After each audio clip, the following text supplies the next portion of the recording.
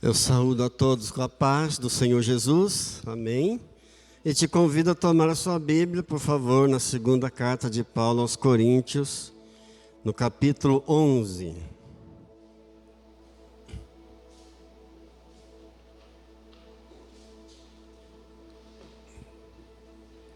Segunda aos Coríntios, capítulo 11,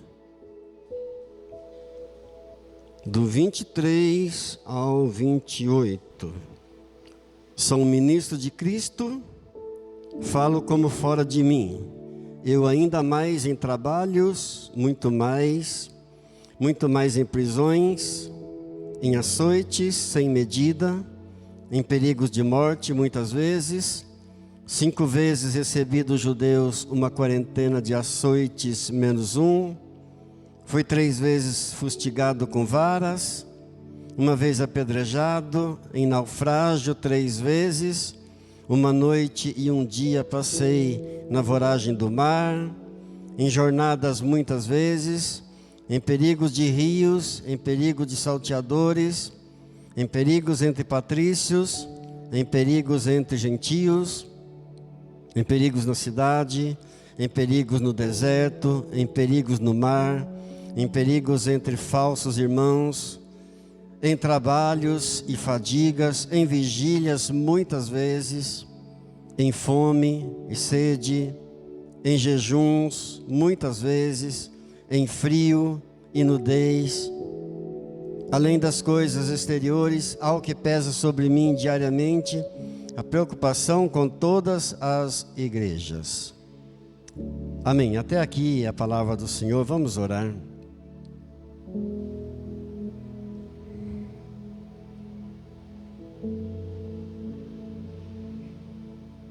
Querido Jesus, a nossa alma te bendiz diante da tua palavra santa, maravilhosa. Agradecidos por essa oportunidade, Jesus, diante do Senhor, que é tudo para nós. E tudo que há no mais profundo do nosso ser, te louva nesta manhã e recebe essa palavra com alegria e com gratidão. Muito obrigado, Jesus. Fica conosco, Senhor. Fala conosco mais uma vez, te pedimos, em nome de Jesus. Amém. Amém. Hoje eu quero ministrar uma palavra que o início dela será aquilo que nós ministramos na quarta-feira, no culto de quarta-feira à noite. Mas o complemento dela será diferente. Então eu peço aos irmãos que vieram na quarta-feira à noite que não levem isso como algo negativo, pelo contrário, como algo muito positivo, porque a palavra de Deus ficará muito mais firmemente registrada na tua mente e no teu coração. Falaremos inicialmente de problemas, de lutas, de coisas ruins. E quando nós falamos de coisas ruins, normalmente nós pensamos no diabo. Mas nem todas as coisas que são ruins provêm do diabo. De Deus também vem coisas ruins para nós.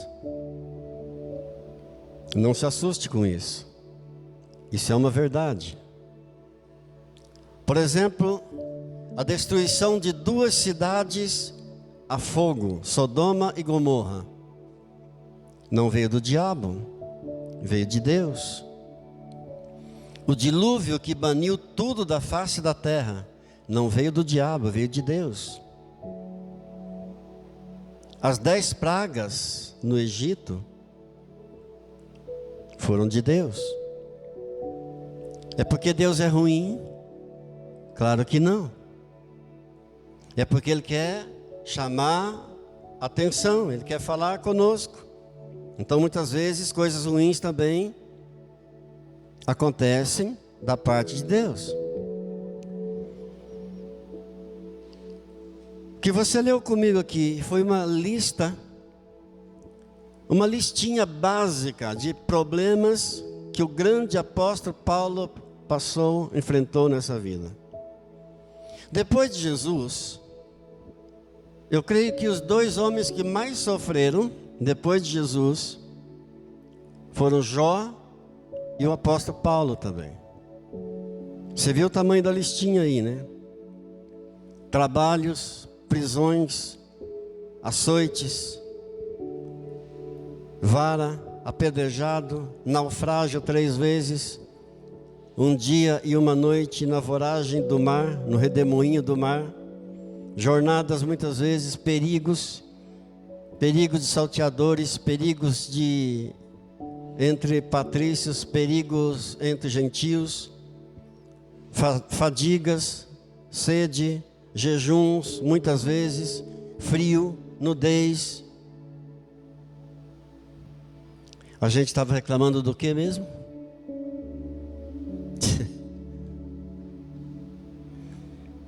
Nós dissemos que todo homem e toda mulher na face da terra enfrenta problemas. Todo homem e toda mulher na face da terra enfrenta problemas.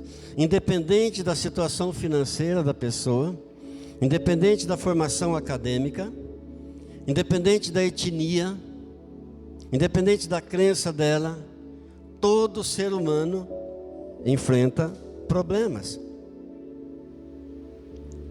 Essa é uma notícia ruim, mas a notícia boa é que Deus pode usar os nossos problemas para o nosso bem, para nos corrigir.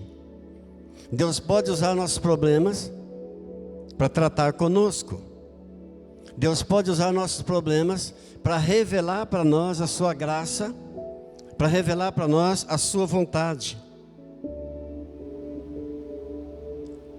Quantas pessoas vieram a experimentar a graça de Deus por causa de um grande problema que ela enfrentou na vida?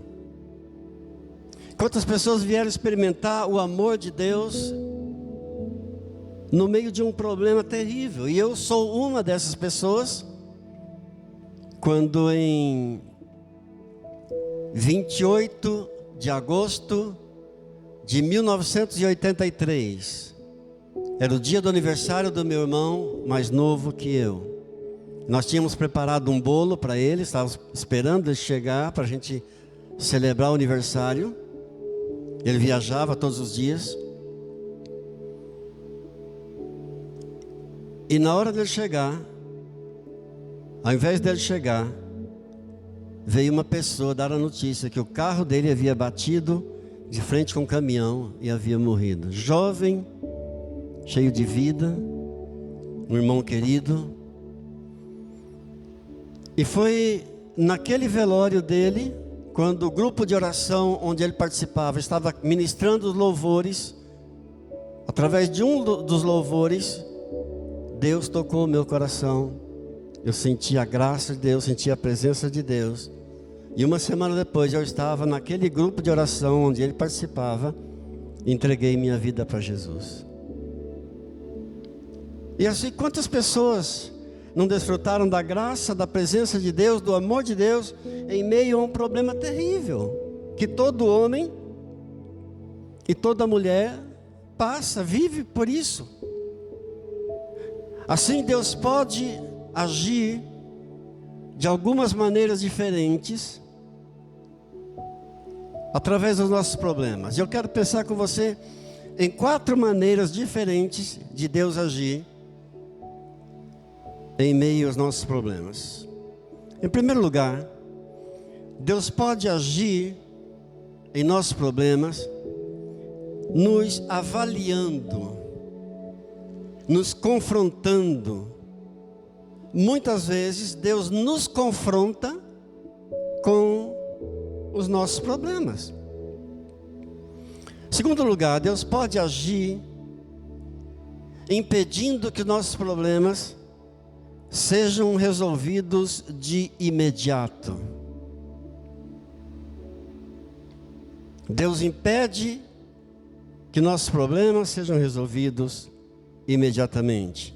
Em terceiro lugar, Deus pode agir dando-nos orientações sábias, precisas, de como devemos agir em meio aos problemas. Em quarto lugar, Deus pode agir em nossos problemas diretamente, Ele mesmo agindo diretamente sobre os nossos problemas para resolver os nossos problemas.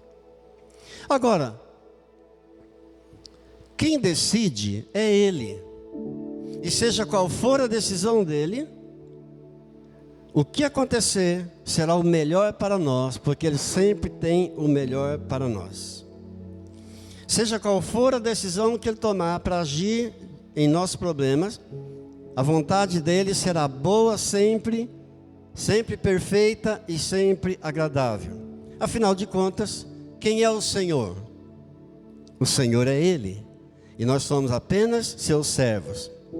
Então eu quero pensar em um exemplo bíblico da primeira maneira como Deus age através dos nossos problemas, nos confrontando com os nossos problemas.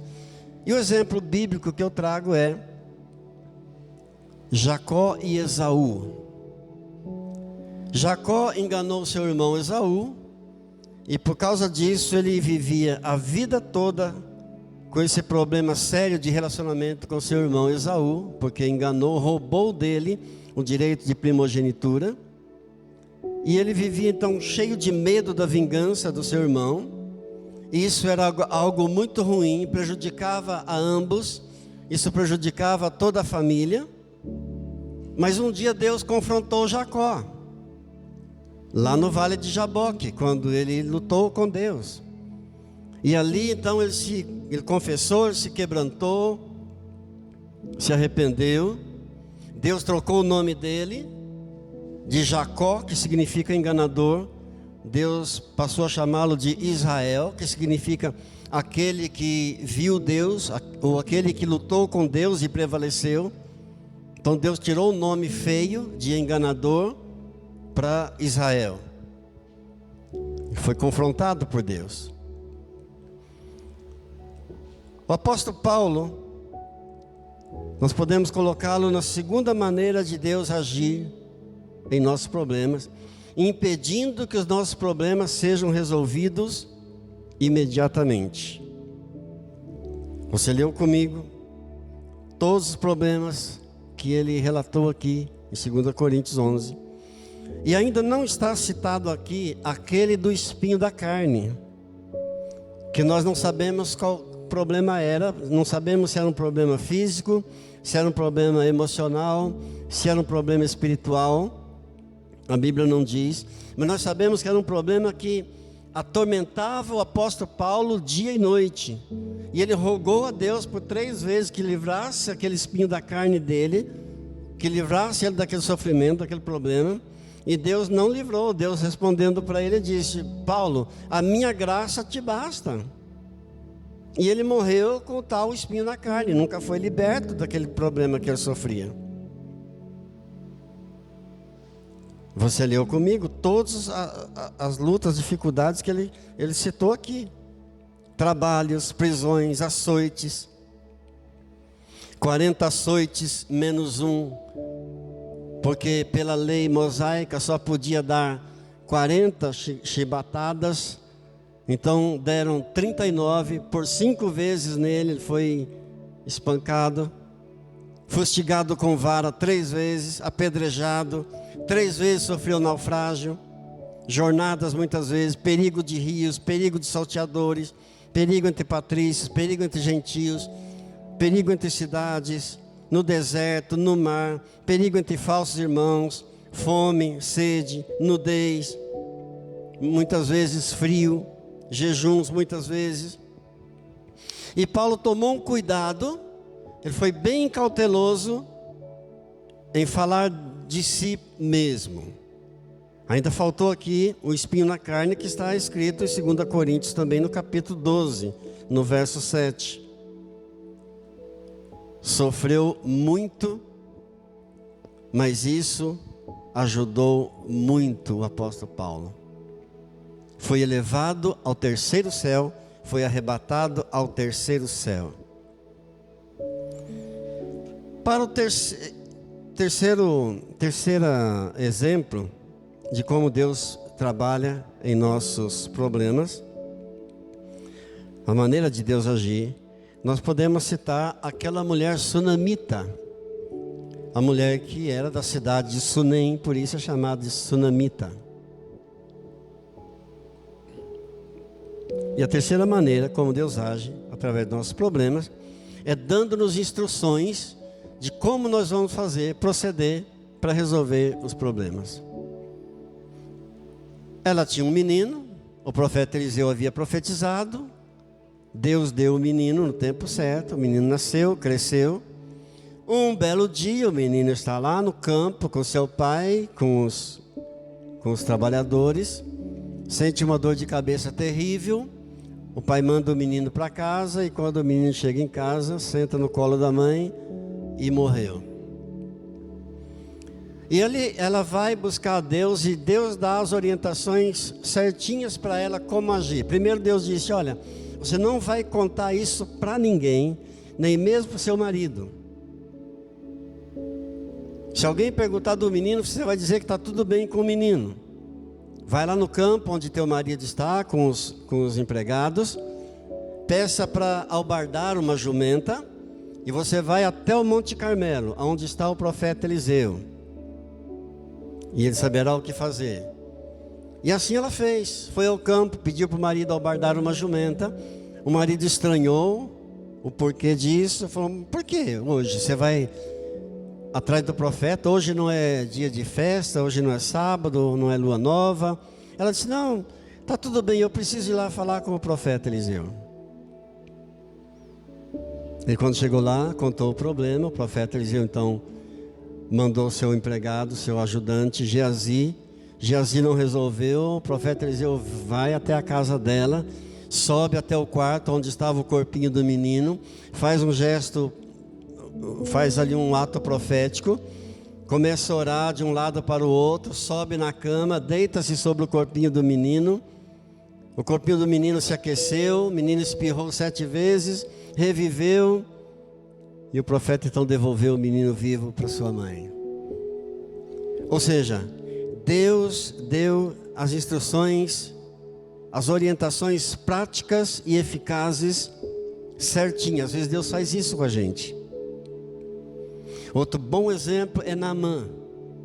Naamã, o comandante do exército da Síria, estava leproso. E a empregadinha dele disse, olha, tem um homem lá em Israel, tem um profeta lá, se você procurá-lo, você vai se dar bem com essa lepra aí, você vai se curar dessa lepra aí.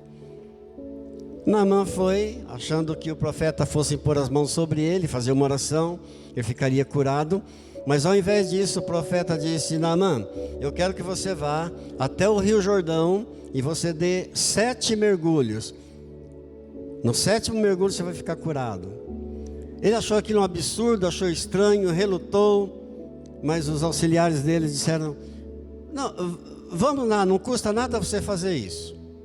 Então ele foi, desceu o Rio Jordão, deu 7 mergulhos, e quando deu o 7º mergulho, saiu da água com a pele limpinha, com a pele novinha, como a pele de um bebê. Então às vezes, queridos, os problemas vêm, as lutas vêm, nós erramos quando nós murmuramos, quando reclamamos, porque você viu a lista de lutas que o apóstolo Paulo enfrentou, e sabe o que ele diz? Em Filipenses 4:11, ele diz assim, eu aprendi a viver contente em toda e qualquer situação. E lá em 2 Timóteo 4:7, ele diz assim, combati o bom combate, e aqui ele já está velhinho, já está no final da vida dele, declarando, combati o bom combate, completei a carreira, guardei a fé. Ou seja, não passou a vida murmurando, reclamando pelos problemas, pelas lutas, pelas dificuldades. Pelo contrário, eu aprendi a viver contente em toda e qualquer circunstância. É o que nós precisamos, aprender de Deus a vivermos contentes em qualquer situação, em qualquer circunstância. Na vida do apóstolo Paulo, nós notamos claramente a intenção do Deus Todo-Poderoso em promover o crescimento espiritual dele. A gente percebe claramente a intenção do Deus Todo-Poderoso em aperfeiçoar o apóstolo Paulo. Por isso ele teve uma vida inteira de sofrimento e finalmente se tornou um cristão forte, um cristão maduro, um referencial.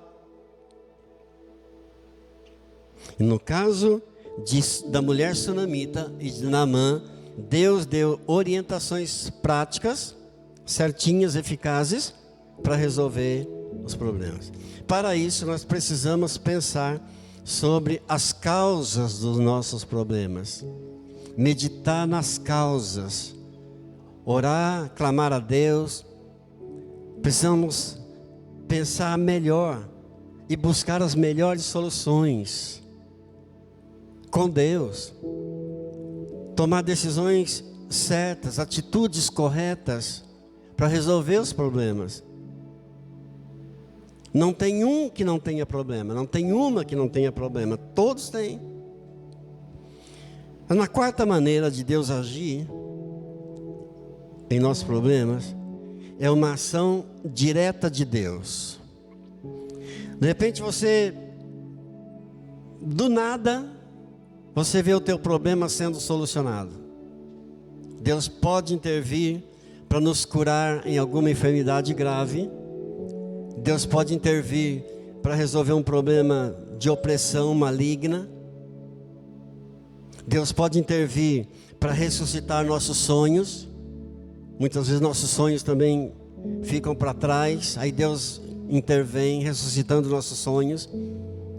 E devemos apresentar nossos problemas e rogar a Deus, seja qual for o problema.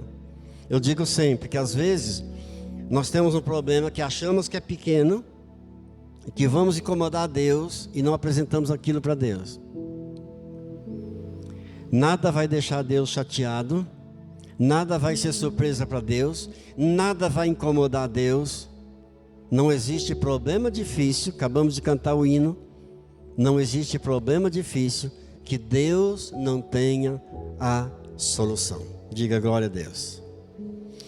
Agora eu quero pensar em alguns níveis de intercessão, que nós precisamos de intercessão durante a nossa vida, a nossa caminhada, especialmente no momento de problemas. Precisamos contar com alguém. E eu quero pensar sobre isso com você. Alguém poderia perguntar: pastor, por que é que Deus não resolve todos os nossos problemas de uma vez? Seria bom. Mas sabe por que Deus não resolve todos? Porque a vida mais confortável que alguém possa experimentar aqui nesse mundo não é nada comparado com aquilo que Deus tem reservado para nós na glória celeste. 1 Coríntios 2:9. Nem olhos viram, nem ouvidos ouviram, e nem jamais penetrou em coração humano o que Deus tem preparado para aqueles que o amam. Por mais confortável que alguém possa viver aqui nesse mundo, não é nada diante da vida maravilhosa que Ele tem reservado para mim e para você. Diga glórias a Deus. Então, de repente você ora e Deus resolve, simplesmente resolve. Pastor, será que basta a gente agradecer na hora das lutas, dos problemas? É suficiente agradecer? Não. Nem sempre.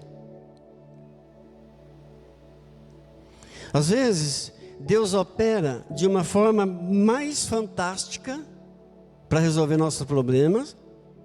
Às vezes Deus opera de uma forma menos fantástica. E o que é que a fé em Deus traz para nós? Paz do coração, é verdade. A fé em Deus traz alegria. A fé em Deus traz descanso, renova nossa esperança, renova nossas forças para a gente encarar o dia a dia, a cada manhã. Mas em relação aos nossos problemas, infelizmente, o modo de operar do nosso Deus pode não ser de acordo com a nossa expectativa. Pode não ser de acordo com a nossa lógica, com a lógica humana. Como é que a gente espera que Deus opere em nossos problemas? Normalmente. Como é que a gente espera que Deus venha trabalhar? De uma forma direta. Que a gente faça uma oração e Deus já traga a solução.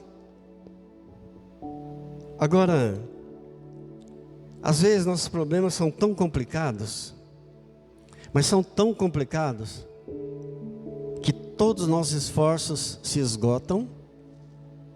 Às vezes nossos problemas são tão difíceis, se esgota a nossa capacidade de lidar com eles. Por exemplo, um momento de um desemprego.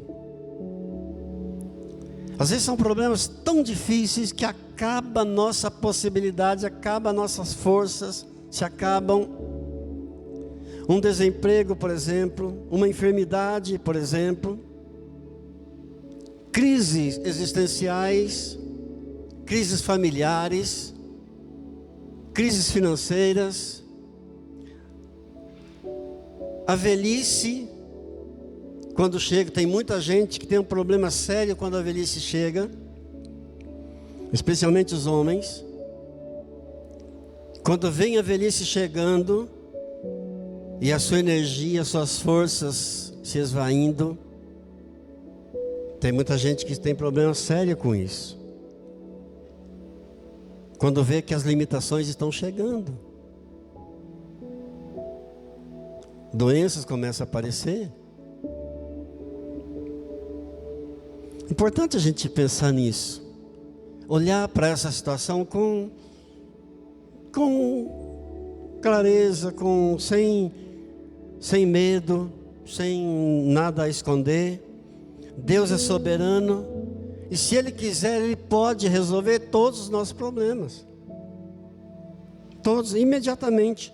Ouça o que Ele diz. Eu vou ler Isaías 43, 13. Ainda antes que houvesse dia, eu sou. Ninguém há que possa fazer escapar das minhas mãos. Agindo eu, quem impedirá? Deus falando. Operando eu, quem impedirá? Então a sua capacidade é ilimitada. Ninguém pode resistir. Não tem demônio, não tem homem, não tem ninguém que possa permanecer de pé diante do poder do nosso Deus. A força é ilimitada, seu poder é ilimitado.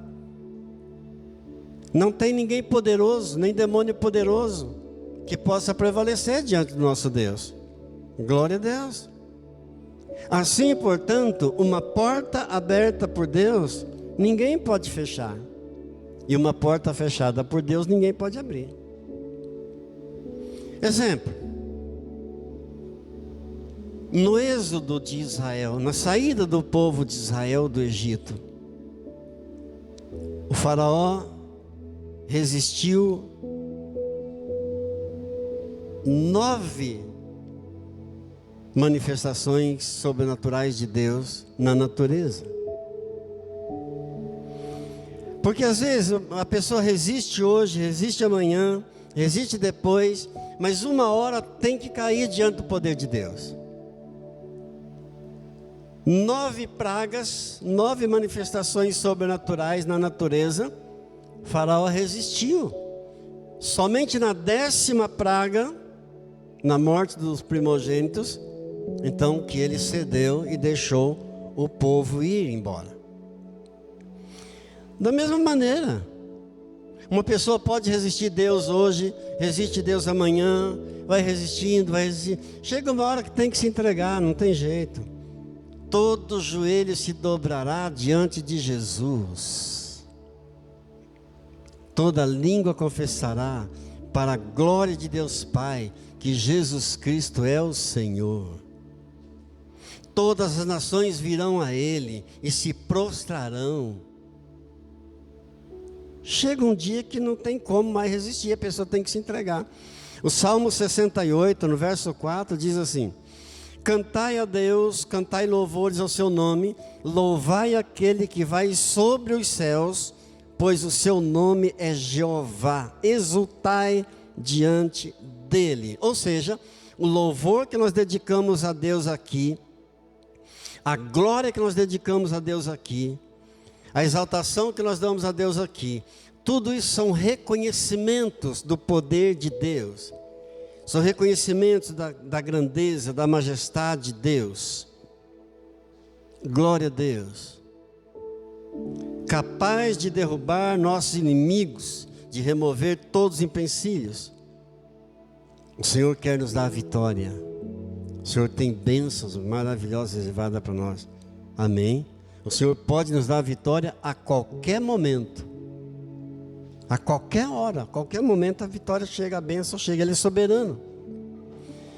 A maneira que nós mais esperamos é que Deus venha agir diretamente, imediatamente, instantaneamente, mas nem sempre é assim. Nós fazemos aquilo que é possível a nós, e Deus faz aquilo que é impossível para nós. Às vezes Ele age instantaneamente, sim, diretamente, às vezes sim, mas não é muito comum. Normalmente Deus trabalha conosco em parceria. Você faz aquilo que você pode, aquilo que você consegue, e Ele faz aquilo que é impossível. Diga graças a Deus. Amém? Nós damos passos de fé. Você dá passos de fé na vida e Ele reage favoravelmente. Aqui nós fortalecemos a nossa fé. Aqui nós fortalecemos nossa fé no Senhor Jesus, nosso aprendizado. Cultivamos nossa fé aqui para manifestar a fé lá fora. Ou seja, isso é um passo que nós estamos dando. Você veio aqui ouvir a palavra, você veio para orar, para louvar, você deu um passo e Ele vai dar N passos favoravelmente a você também. Diga, receba o Senhor. Amém? Agora, precisamos aprender, queridos, a apresentar ao Senhor os nossos problemas. Precisamos aprender a apresentar ao Senhor nossos sentimentos, apresentar ao Senhor nossos sonhos, as nossas necessidades. O apóstolo Paulo recomendou isso em Filipenses capítulo 4, versos 6 e 7, quando diz assim: não estejais inquietos por coisa alguma, antes, as vossas petições sejam em tudo reconhecidas diante de Deus, pela oração, súplicas, com ações de graças, e a paz de Deus, que excede todo entendimento, guardará o vosso coração e a vossa mente em Cristo Jesus. Não vos inquieteis por coisa alguma, antes apresente a Ele, seja apresentado as vossas petições, os seus pedidos, sejam tudo reconhecido diante dEle, pela oração, pela súplica, com ações de graças, e a paz de Deus, que excede todo entendimento, guardará o vosso coração e a vossa mente em Cristo Jesus. Glória a Deus. Finalizando, antes de nós orarmos, eu quero pensar um pouco com você sobre níveis de intercessão. Estamos falando que nós precisamos de intercessão. Eu quero pensar em alguns tipos, qualidades. A primeira intercessão que nós precisamos, a principal, a maior de todas, é do Senhor Jesus. A Bíblia diz em Hebreus capítulo 7, verso 23: Jesus Cristo, vivendo sempre para interceder, Ele vive sempre para interceder por nós. Ele está sentado à destra de Deus nesse momento, intercedendo por nós. Glória a Deus. Essa é a função dele como sacerdote. Muita gente pensa que quando Jesus ressuscitou, Ele deixou o seu corpo do lado e subiu só o Espírito. Não. Jesus tem seu corpo glorioso até hoje. Não é o corpo de carne físico que sofreu tanto, aquele não, aquele foi sepultado. Mas ao ressuscitar, recebeu um novo corpo glorioso, que nós receberemos também na ressurreição. Então não subiu só um espírito, ele subiu em corpo. E está à destra do Pai intercedendo por nós. Glória a Deus. Por isso 1 Timóteo capítulo 2, verso 5, diz que há um só Deus, um só mediador entre Deus e os homens, Cristo Jesus, homem. Ele é um homem com corpo glorioso no céu e como sumo sacerdote, com a função de interceder por mim, interceder por você. A primeira intercessão que nós precisamos é do Senhor Jesus. A segunda, nós também podemos contar e devemos contar, é a intercessão do Espírito Santo. A Bíblia diz em Romanos, capítulo 8, verso 26, o mesmo Espírito intercede por nós, com gemidos inexprimíveis. O mesmo Espírito intercede por nós. Olha que maravilha. Então você tem Jesus intercedendo por você. Essa é a primeira intercessão. Nós podemos e devemos contar com ela. Em segundo lugar, você tem o Espírito Santo intercedendo por você. O mesmo Espírito intercede por nós, com gemidos inexprimíveis. Terceiro tipo, intercessão feita por nós mesmos a nosso favor. Eu intercedo por mim mesmo, eu oro por mim. Esse é um tipo de intercessão bacana que não pode faltar na nossa vida. Efésios capítulo 6, verso 10 ao 20, Paulo diz: quanto ao mais, irmãos, fortalecei-vos no Senhor, pelo seu soberano poder, revesti-vos de toda a armadura de Deus, para que possais resistir às ciladas do diabo. Pois não é contra homens de carne e sangue que temos de lutar, mas contra principados e potestades, contra os príncipes deste mundo tenebroso e contra as forças espirituais da maldade espalhadas nos ares. Então eu orando por mim, eu me revestindo da armadura de Deus, eu intercedo por mim. Essa é uma intercessão tremenda também. Em quarto lugar, uma intercessão feita por nós a favor de outras pessoas. Essa é maravilhosa.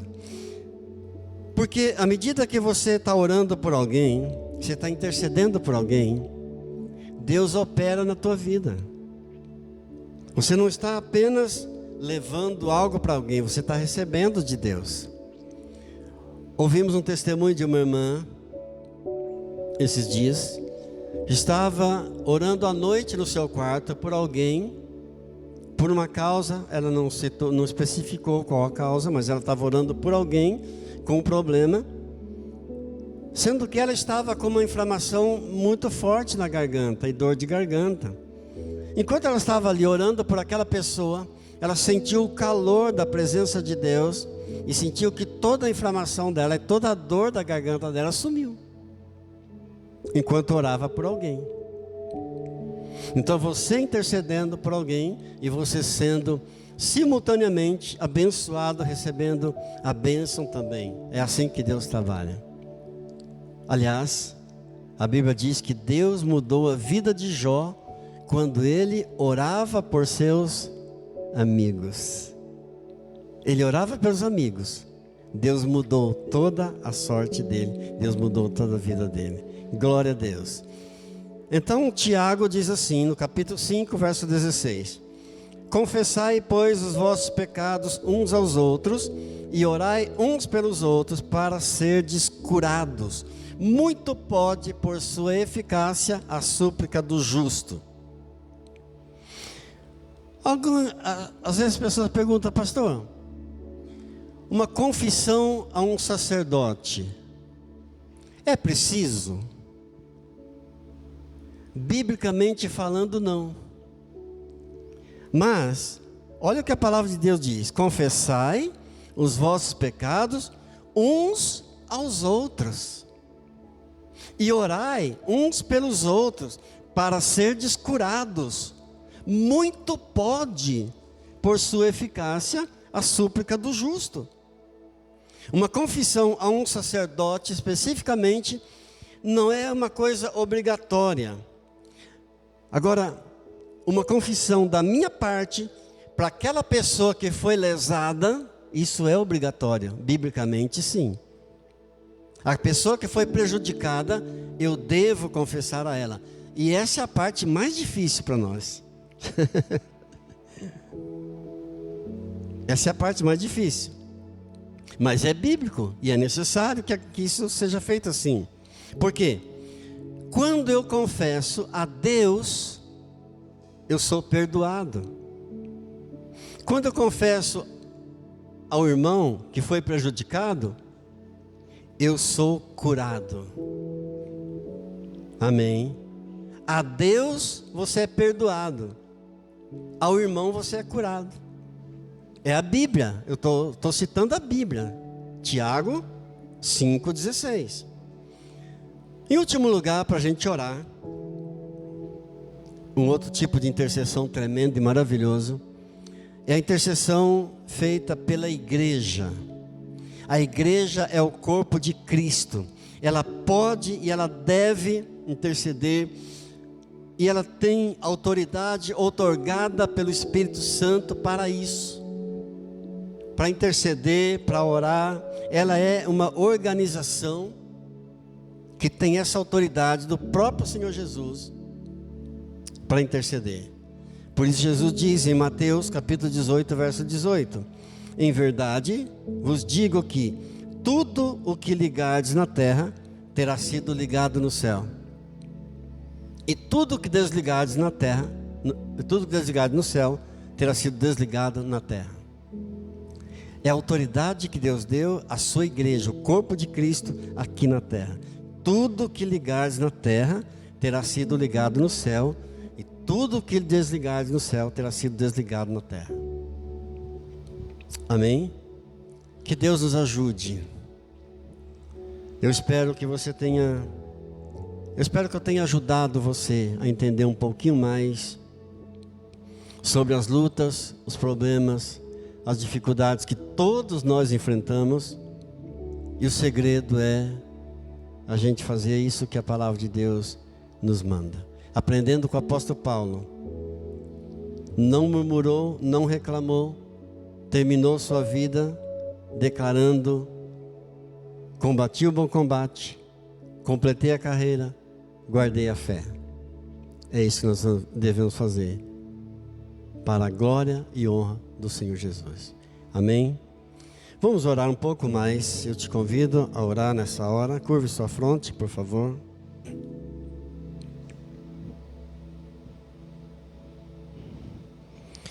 Querido Deus, mais uma vez fizemos uma explanação simples, breve da sua palavra. E queremos declarar que Tu és bendito, Deus e Pai de nosso Senhor Jesus Cristo, que tem nos abençoado com toda sorte de bênção espiritual nas regiões celestiais em Cristo Jesus. Senhor, como nos sentimos meninos espirituais diante do Senhor. E pela Tua graça estamos aprendendo um pouquinho mais a cada dia. Obrigado, Jesus, porque podemos entrar no Santo dos Santos. Graças Te damos, porque o Senhor nos aceitou como filhos, porque podemos falar contigo, porque nos escutas. Cantamos a Ti, Senhor, com ações de graças, com alegria. E é muito bom render ao Senhor graças a Ti, cantar louvores ao Teu nome, ó Altíssimo. Muito obrigado, Jesus. Oferecemos a Ti nesta manhã o nosso sacrifício de ações de graças, com salmos.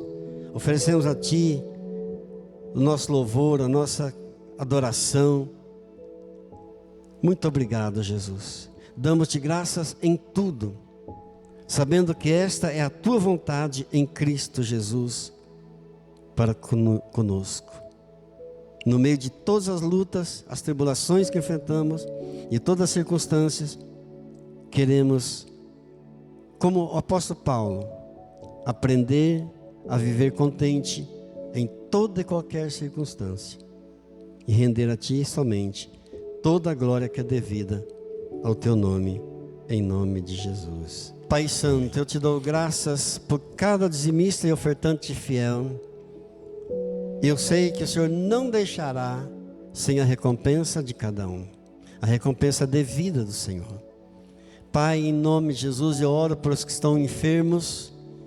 Peço a Deus o espírito de cura, de restauração, de libertação completa, em nome de Jesus. Oro por cada membro, por cada família dessa igreja, onde estiverem nesta hora, aos que estão orando comigo aqui, aos que estão distantes, ó Pai, abençoa com a Tua paz. Abençoe os que estão viajando, guarda-os, livra-os de todo perigo e todo mal, em nome de Jesus. Nós consagramos a Ti toda essa semana, todo o nosso trabalho, todo o nosso contato com as pessoas, todos os nossos relacionamentos, e dando a Ti somente toda a glória que é devida, em nome de Jesus. Amém. Glória a Deus.